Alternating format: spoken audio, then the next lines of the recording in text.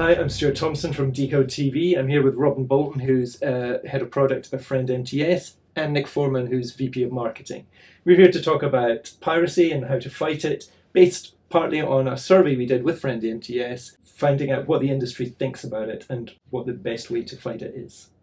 How much, when we're talking about a holistic approach to fighting piracy, do we need to take that into account? Or is it simply a market reality and really we have to accept that, and the challenge is really to find a technical way to fight piracy? Robin, what's your thoughts on that? It's important to have a comprehensive anti-piracy programme that deals with the problem of piracy at its source, but it's equally important to have an education programme that helps your customers and consumers understand the differences and the benefits of legitimate platforms versus unauthorised pirate platforms that often have unintended consequences of using them, such as malware, and you are often the product being sold on in terms of your personal information and so forth.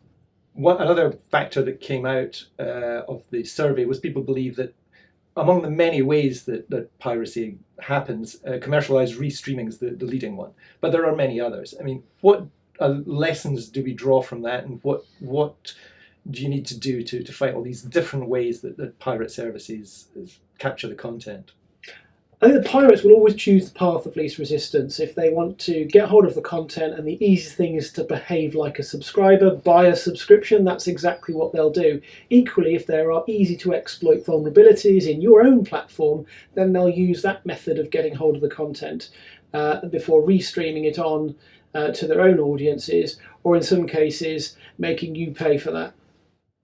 And obviously, as Robin was saying previously, it's a chain. You have to protect the whole chain. In content security, it isn't just anti-piracy. This is DRM and it's CAS. Again, Robin said that quite correctly, that pirates will always go after the weakest point. And if you're not protecting all of it, if you don't know where your vulnerabilities are, then you may as well not be protecting any of it. Absolutely.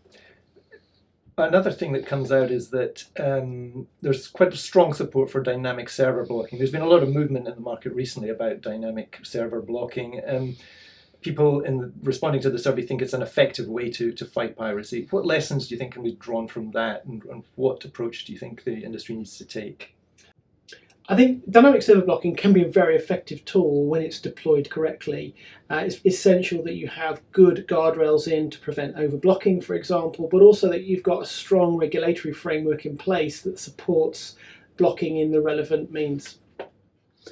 Yeah, and I'd expand on that a little bit, just to say that we were very pleased that actually the survey did show those results, because we've known that server blocking is a fabulous tool for years. We pioneered this with the Premier League back in 2016, and it's been a very effective tool, probably the most effective anti-piracy tool ever since, as long as you do it properly. One of the things that obviously Robin mentioned, that you have to be careful. You have to make sure that safety is critical in all of this.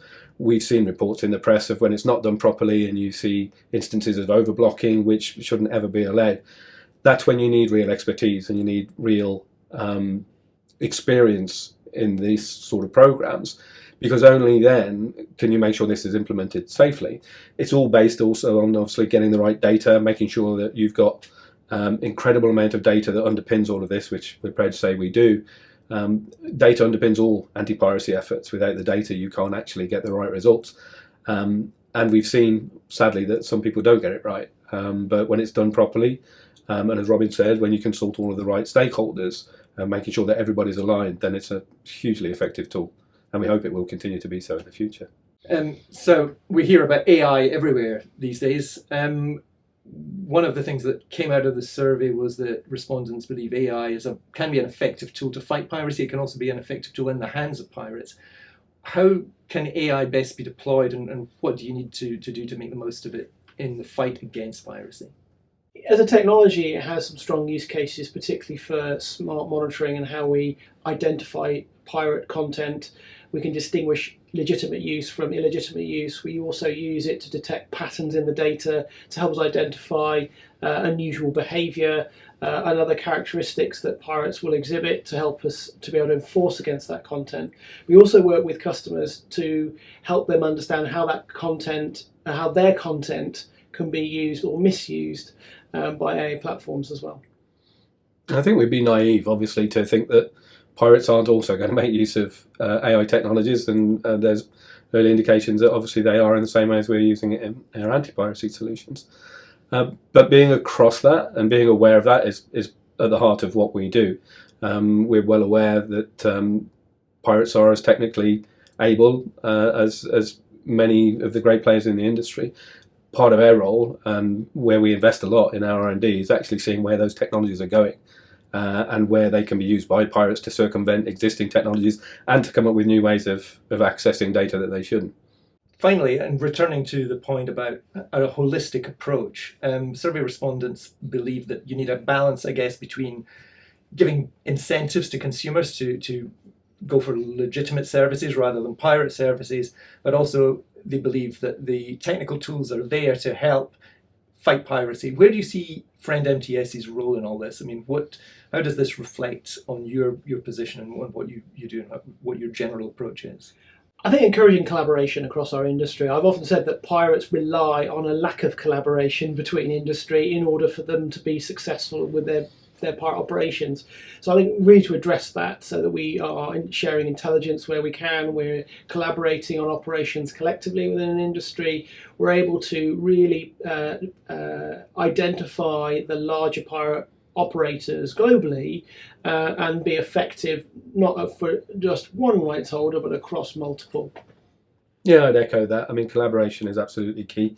Sharing information, technologies, and tools is the way that we all collectively beat piracy. There are associations that are great at this, the likes of APA and Avia and there are others, have great impact here. They can basically pool that knowledge from both the vendor community, but also from the customer and the broadcaster community.